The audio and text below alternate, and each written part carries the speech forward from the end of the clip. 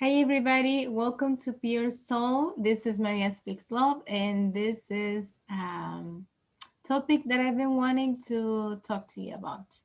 It's about fidelity. I made online dating about infidelity, and I also like to talk to you about the importance of being faithful and what fidelity is for me. And as with any topic that you don't know about and you want to know more about, you just keep on asking the question to yourself: what is fidelity? What is fidelity? What is fidelity? And it will eventually come out, and it will be expressed through you. So, what is coming out for me right now is fidelity is this ability of having one person in your life and a significant one. Let's put it in that context. Having a person as a significant one and being faithful to that person, right? And you're gonna say it's hard. And yes, many times we have these opportunities or we go crazy about someone where you meet someone who is very attractive. It almost seems like you know them from a long time ago, and it's like they have this energy where you just feel drawn to them. I remember one time I met a guy at a dance club, and I was standing. I had a purple dress on. I looked really nice that day. I was by myself, and he couldn't stop himself from coming and say hi. And we started dancing, and he was just very attractive. He was this type of guy where you don't want to let him go. You want the night to be longer. And it doesn't matter if you throw yourself and he thinks you're a whore, like you don't care about that. And we get these encounters with people that their energy is very pulling, and but sometimes when you're a lady, you need to be careful what to say and not to throw yourself, like that. Because if you really like the person, then you're not going to be taken seriously as much as you like them. And if you're a guy, I don't know if that ever happens to you, where there is a woman, a lady, a girl, and or if you like the same sex, a person, just someone that you feel very attracted to, and you could be married or they can be married, and you just like don't care. And it's not like you don't have values or you've done it before, but these are like test experiences that we have, that we encounter these people, and it's almost like when you're in love, you don't think you're drawn to this individual, and you just want to be with them, you want to be close to them, you want to be close to them in any form that is possible. And it's like you're hypnotized in this dream where you see yourself there in not any other place in the world. You just want to be there with them, enjoying your time. So what happens when you have a relationship and this happens to you? How do you decide if you're gonna be faithful or not? This is a tough decision. I remember I was watching a show, Mexican show, and this is a Mexican actress, and she was asked if she was faithful, and she said, "I'm not faithful, but I am loyal."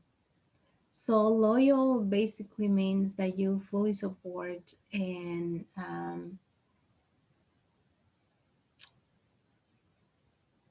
basically you fully support someone and you are there for them, but that doesn't mean that you are faithful to them, if that makes sense. So what it is that you fully support a person and you trust in them, but that doesn't mean that you're gonna be faithful to them. So what is the importance of fidelity? In Spanish, fidelity is fidelidad, and happiness is felicidad. So fidelity and happiness are words that are similar. It seems to me like they are words that come from the same family.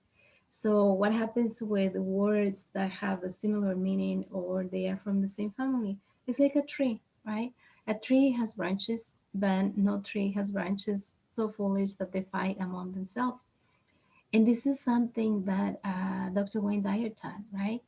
So, how is fidelity related to happiness? Well, if you are able to be faithful, there is an enjoy, enjoyment that you feel when you are with the person that you love and with the person that you want to be with.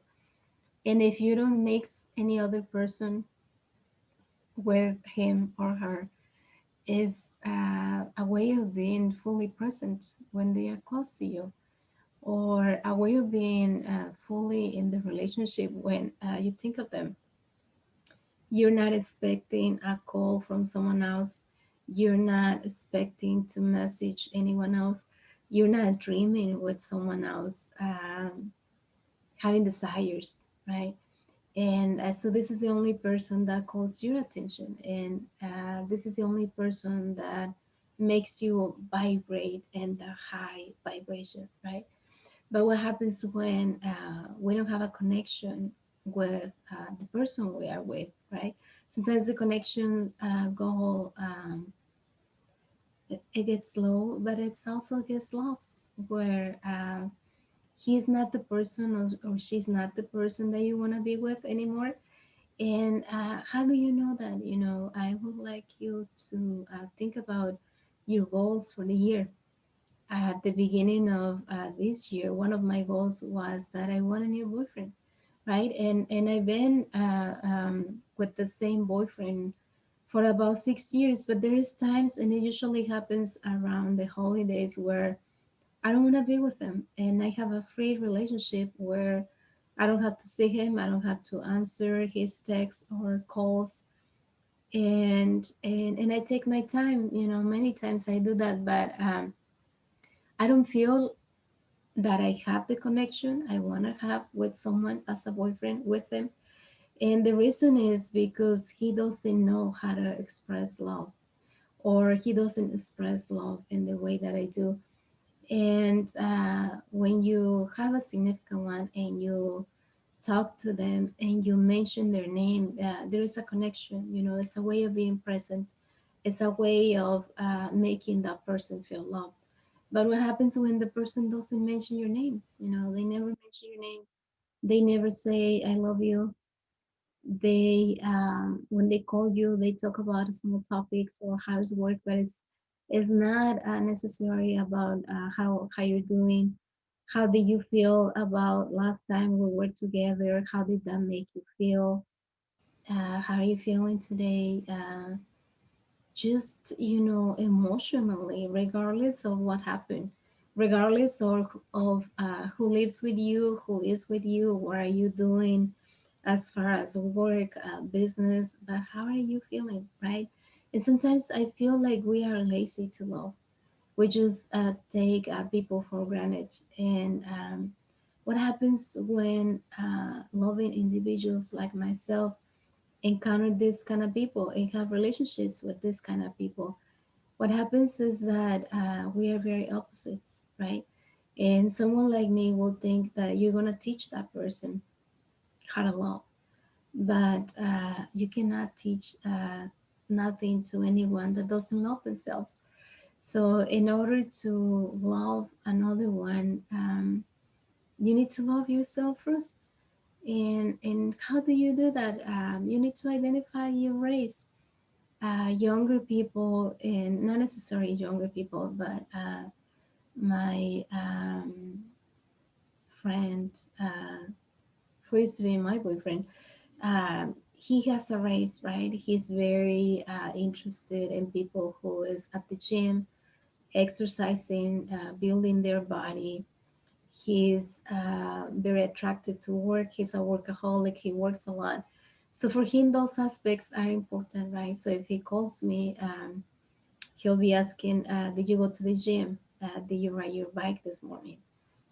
Did you go to work?" And if I didn't have work today, then he's asking, "Did you put an ad for lashes? Is people contacting you for lashes? Are you doing interviews?" It's like he wants me to do all day, right?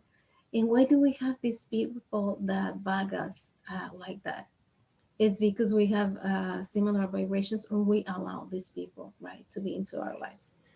So lately, that has been bugging me, where I don't want to hear it. I don't want to know about it. I think it's silly. I'm thinking, why did I spend this amount of time with him? Like, I'm not interested. I don't feel in love. And it's not because I'm throwing myself to anybody that is watching the video. It's because I'm explaining to you my process, and you might feel identify. This is the purpose why I do this video. So um, my goal to have a new boyfriend actually was since last year, and I have not achieved it. And why? Because I haven't um, been able to fully detach from him, right? And sometimes we have these attachments with people that we cannot fully get rid of. And what does it take, right? And it takes the decision for you to really understand that you're not happy in the relationship anymore, and it's not what you need at the moment. It might have been what you needed back then, and it might need. I'm sorry. It might be what you need sometimes, but not always, right? And I encourage people that it's not a necessity to have a relationship all the time, because we do need our time for ourselves, to build ourselves, to understand our processes, and to understand what is your race. My race is not to have a body like a model. My race is not to ride the bike every day if I don't feel like it. My race is not to be constantly working, because I worked for 20 years and I haven't paid the bills, and I haven't really have much extra money to do anything. So lately I've been making an effort to be a National Speakers Association, to be in Toastmasters. And so I became a new director, and I'm working towards my DTM, right? And there are these goals in life that you need time for, right? So sometimes I feel like us as individuals are not available to be loved. And what happens when someone is not available is, I'm going to explain to you what happens. What happens is the person had a love in their life that was big enough where they haven't found another one just like it, right? And the vibration of love was intense, and there has not been another person who can match that vibration. So what happens when you come and offer a love relationship, or a passionate relationship, or a free relationship to someone that has experienced love at a high note? They might take it, because it's better to have someone than being alone, and you're gonna take that silly, but it's not. It's good to have someone to talk to you. It's good to have someone check on you. It's good to have someone to call if you have an accident. It's good to have someone to talk if you don't have a job, if your kids are being mean to you, if a situation or the economy is difficult for you right now. Yes, it is important because you have someone to talk about all those topics, right? But does it change anything? Really not, right? So when you know what love is, and when you're a loving individual, what someone might bring you might not be that attractive, but you might want to take it, right? You might want to learn from that, and you might like the person. You might like touching their body, and some people has bodies that are very soft, and or a look that you just like. My ex-boyfriend looks like my mother, and every time I look at him, I think of her. And he also looks like one of my brothers, but it doesn't get me that he looks like my brother. When I think of him, I think of my mom. And my mom is this beautiful person that I dearly love so, so much. My love for her is very intense. So when I see this person reminds me of my mother, right? And there's a connection there. Yeah, definitely there is a connection, but I don't feel love. I don't feel appreciated in the way I think I give love and appreciation. And he has a different way of showing that, and that is providing money, and that is providing help, and is providing helping them fixing things in the house and stuff, right? And that is really good. Yes, who would not want that, especially single ladies, right? We need a handyman, and we need sometimes money, and we need sometimes pay bills, and we need sometimes that we're taken out to eat and to get gifts, and all that is beautiful. But the part of me that knows the intensity of love knows that he doesn't love me the way I want to be loved, right? And what happens when you decide to then have another person instead of the person that you have right now? Then you need to make a decision, and and that takes not being in that relationship, right? I remember when I was married, I wasn't happy, and I decided that I didn't want it to be married anymore.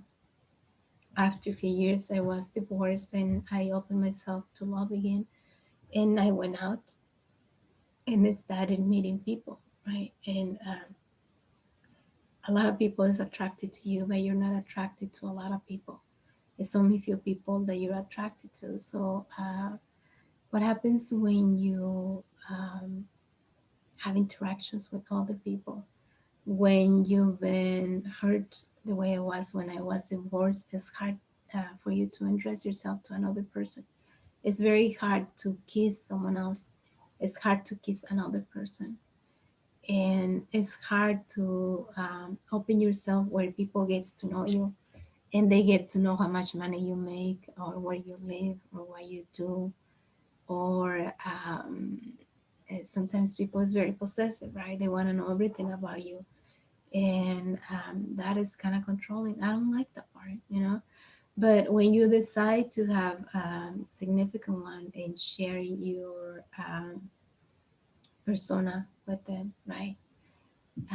Those are aspects that happen. You know, I don't feel comfortable when he asks, "How much did you make today?" Because I don't ask him that, and he makes more money. But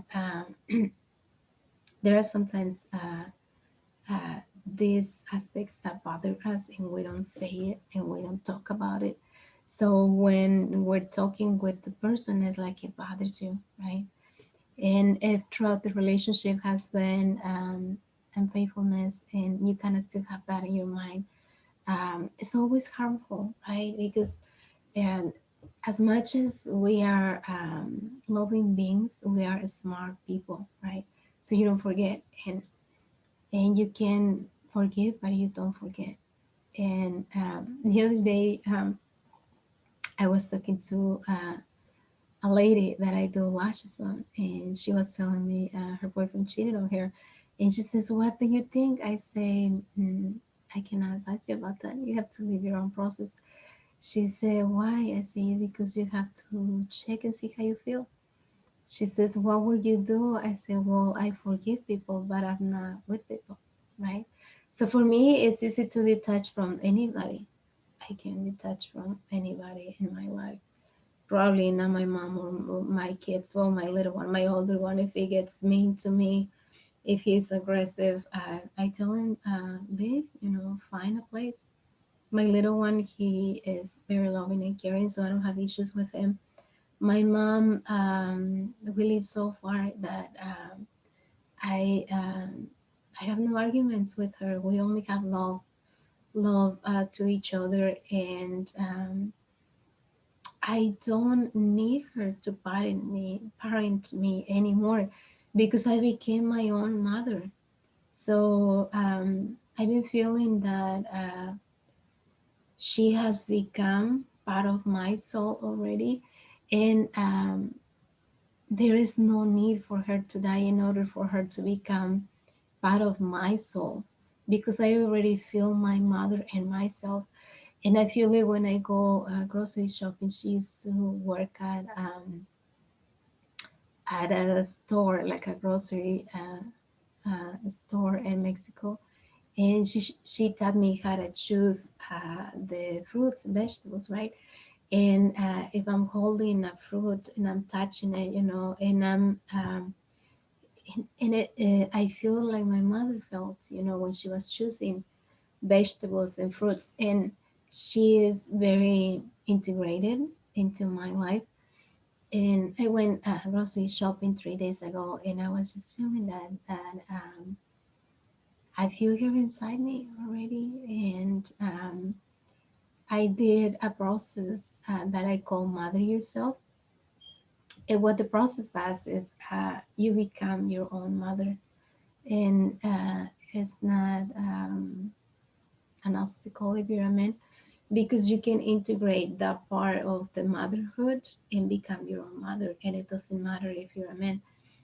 So when I did that work of integrating my mother and become my own mother, then she's relieved of having to be my mother, having to protect me, having to care for me, because now I do it myself and I know what I need.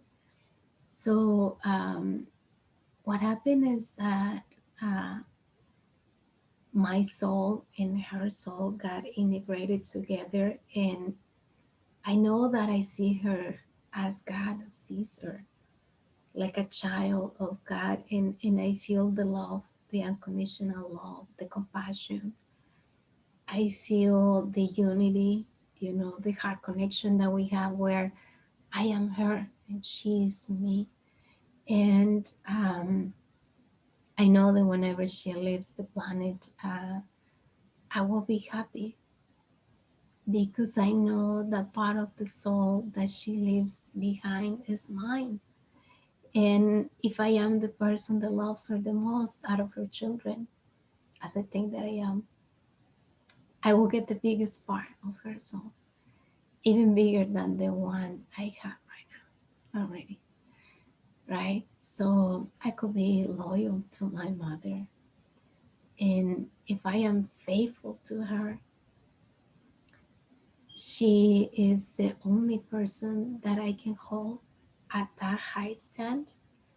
And there is no other person that will provide for me the love that she provides, the guidance, the wisdom, the ability to be kind, the willingness to smile to people who's mean to you, and um, the ability to recover so quickly from hardships. That's all her. That's all. That's all my beautiful mother, right? So, what is fidelity? Fidelity is being faithful to one person and hold that person in that stand where no one else can get. Right? It's like putting a saint in the pedestal and no one else can get there. No one else can reach that standard, right? And what happens when you only share with that one person? Then when you are with that person, your whole emotional body vibrates high, because this is the only person you share that kind of experience. There is no distractions, there is no craziness, there is no need to hear songs of cheating, there is no need of hiding, there is no need of stealing from anybody, right? Many times we don't think we deserve people or relationships, and we feel that we need to go and steal, right? We want to go after the married people, or we want to go after the person that has a significant one already. And what goes around comes around. That eventually will happen to you, where um, someone will go after the one person that you love, after the one person who is important to you, and after the one person who provides happiness for you. And what will happen then? Then you will have to let go. A lot of times we don't have to let go, but the person let us go. And I feel like the connections, you can feel them, right? You can feel when people hesitant. And once when you get to know people, you know if they're lying to you. And what happened when people is attracted easily to other people in your presence? Um, it's a very sad situation to live. I lived that with my ex-husband. When we used to go to stores, or we used to go, I remember one time we went and got a training, and there was one of the girls. I think she was my coworker somewhere, or she was just a member of the group. I don't remember exactly, but she had a very different way of dressing, and my ex-husband was very attracted to her. And she was talking about going to see motorcycles or an old car show, something like that. That I wasn't attracted to go. As soon as she mentioned, my ex-husband wanted to go, but he will be attracted to many different women, and he will do it in front of me, and that was harmful. That was painful. So he taught me not to do that with someone that loves you. So I am careful when I might have probably think of doing that. Then I remember how I felt, and then I don't do it. But I used to tend to talk about my exes when I used to go out with my boyfriend. He would take me out to dance, and I'll be talking about my exes. And he's not someone that is jealous, but he will get mad because he was taking me to have a good time. And then I'll be talking about my exes. So, what happens when you are with someone that tends to talk about their exes a lot? It's not that you are not up to the standard, it's just that it almost seems like you are one of them, or you might be one of them in the future, but it also means that the person feels comfortable with you, or just being with you reminds her or reminds him of other partners that she had or other experiences, right? We have this ability of being in many places at the same time. So sometimes our mind flies, and goes into all these different spaces where we have been before. And sometimes it's not nice, for someone that cares for you or is taking you out. And but I feel like when you are in a relationship, you need to toughen up, and you need to be strong enough to be able to deal with that, and but also not to take it personal, to know your value, and to know that if the person is with you is because there is a reason for it, right? And going back to fidelity, what does it take to be faithful to yourself? And like I said earlier, understand your feelings, understand when you're not happy anymore with the person, and understand when you need someone else. And while that happens, take a break. Take a break and open yourself for a more fulfilling relationship, for um, more of what you need. And I understand that sometimes when we are searching for something, and that something only lasts for a bit of time, it's almost like trying dessert, right? You try it for a little bit and it's delicious, but and then it's gone. And sometimes it seems like it's so small, right? But wouldn't you rather be loved in the way you want to be loved for a short amount of time than have never been loved in the way you want to be loved, right? And what do we want? What do we really need? I feel the connections that we have with people and those people that we feel that we know, um, more than just that instant when you just met them, are connections that we agree to have. And this is people that we show love connections that are within our soul. These are connections that you cannot avoid, and it's hard to judge people. I remember when I lived in Mexico, there was a couple, and the husband had a relationship with the sister of his wife, and she was judged really badly. And I wouldn't want to be in that position.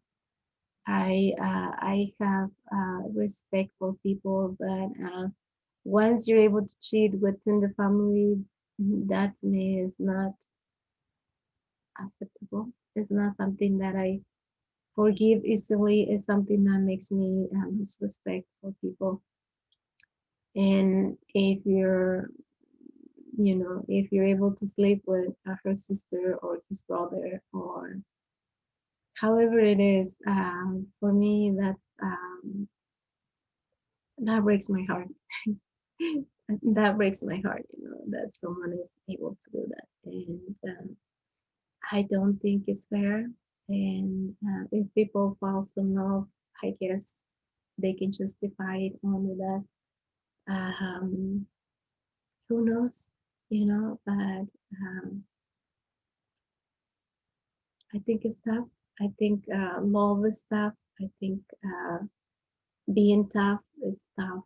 And helping yourself to love is tough. And learning to love yourself is a process, right? And recognizing your emotions. So I don't know if you're faithful or you're loyal, but um, either way, it's your decision, right? Sometimes it takes a person to heal us from all of our past relationships, and it can happen to us that you finally find someone that makes you to ask God, if this is the person for me, then I will leave all my vices. If this is the person for me, I will leave anybody else. If this is the person for me, then I don't want anybody else, just this person, right? But that happens when it's someone that you truly adore, that you truly see yourself, that you truly see a connection. When you don't have that, um, it's almost like you're not present. It's almost like you're not there. You are there temporarily, and and it is hard, to have a person as your significant one who is not there for you, who is only there for short periods of time, who is there with you 1 or 2 days a month or once a year, right? I feel compassion for that people because I've been the person who is unavailable. I could be very cold. I I could be very loving, but I could be also not showing any emotion, right? And once when you're used to see someone loving, that is hard not to see them loving. It's almost like you feel like you don't know the person, right? And when it comes to emotional intelligence, we say what we want to say, and we protect what we need to protect, and we say things in the way the person wants to hear it. But is it the truth? Is it really what is happening, right? And if that person doesn't give you the confidence and doesn't give you the trust that you can fully trust and you can fully express and be who you are, that's not gonna happen. They're only gonna see a version of you. They're not gonna see the full totality of you. And I hope it's helpful.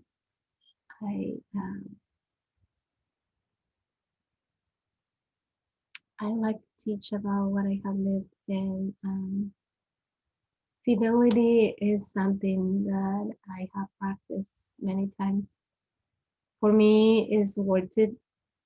For me, it's beautiful to be able to enjoy one person at a time.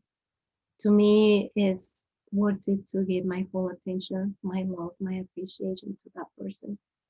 But when that person is someone who I don't feel that way anymore, then I make a decision and I do my work, and then I am able to change the relationship for something healthy, right? And that something healthier sometimes is just time with myself and working on my race. What is important to me, building my speaking skills, the videos, finding ways to get higher, and sharing positive content and content that might help another one, and finding ways to help people and extending my hand to others because that's what I do. That is my race. My race right now is not to get a muscly body. My race right now is not to be on the bike all the time. My race right now is to meditate, to become an enlightened being, to become the lighthouse, just like the lighthouse I have in the back, to to become that for the world, right? And it doesn't matter if someone doesn't think that my race is not valuable. For me, it is. And you have to be able to identify your race. What is important to you? What are you racing for? What are you aiming for? How are you going to contribute to the well being of all of us?